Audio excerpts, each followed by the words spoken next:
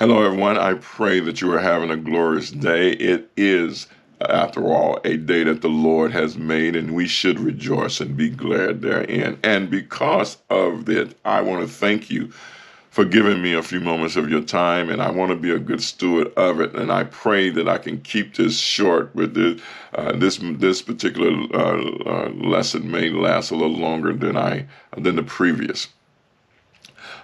We are reading through Jeremiah, and we're in Jeremiah chapter 21. The prayer has already been posted. You can go to the Facebook page and read that prayer and share that prayer with others. But the life and leadership lesson that comes from that chapter, I want to deposit into your spirit this morning. Let's jump into it. Every morning I wake up, I have my devotion, then I have a quote book on my desk that has a quote for every day. And this morning the quote comes from Marcus Aurelius, and it says, "Dwell on the beauty of life, watch the stars, and see yourself running with them." Dwell on the beauty of life, watch the stars, and see yourself running with them.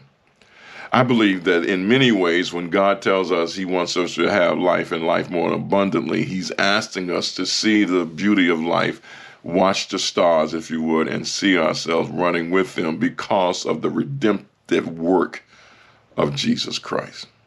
But in many instances, we find ourselves stifled and stymied from that reality, because we have not listened or obeyed the word of God. And Jeremiah finds himself prophesizing to a group of people that have done just that. They have been disobedient in a myriad of ways, and God has whispered to them previously. Now God is shouting. As a matter of fact, God is not only shouting, but he's basically said to Jeremiah, listen, you go preach to them. I want you to tell them everything I say, but my mind is already made up. I'm going to have to bring the pain because they have not heard my whisper. And yet in this chapter, there are three leadership life lessons that I think are crucial for each of us to heed to. The first, I already alluded to, heed the warning of God. God is whispering perhaps to you right now. He's telling you not to do something. He sees the ripple effect of that disobedience, not only in your life, but the life of others. And he says to you, whispering to you, stop doing this, don't do this. And yet you have run past every cautionary light, and now you're full blown enthralled in this disobedience. And God is saying, the only way that I can correct your behavior, I have to bring the pain. And brothers and sisters, one of the things in my own life that I've over and over again, I want to adhere to the whispers of God, because I see the evidence of people who have bypassed his whisper, and now he's shouting. And when he begins to shout, is deafening. So we have to see the first principle in this chapter is heed the warning of God. Jeremiah 21 reminds us that as leaders and in life in general, we must be tuned in to the voice of God to hear him say what he needs to say to us at any given moment in our life, so that we can correct our behavior and maintain the blessings of God. Second principle is humility in the face of adversity. When King Zedekiah sought counsel for Jeremiah, Jeremiah told him the truth. He said, hey, this is what it is. This is how it's going to come out. And I think that in many instances, we need men and women in our life who will tell us the truth. The defining difference between Solomon and David, in my opinion, was that David always had somebody in his life that was preaching truth to him. He always had somebody in his life saying that you are wrong in this. And David maintained a disposition as a result of that, of humility, even at the height of his greatness.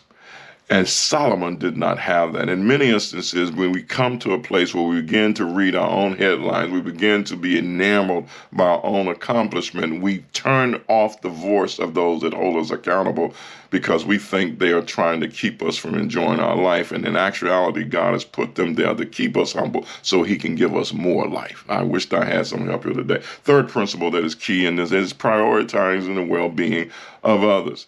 And Jeremiah tells the king, when he sends the messenger to him, he says, you must do what is just and right.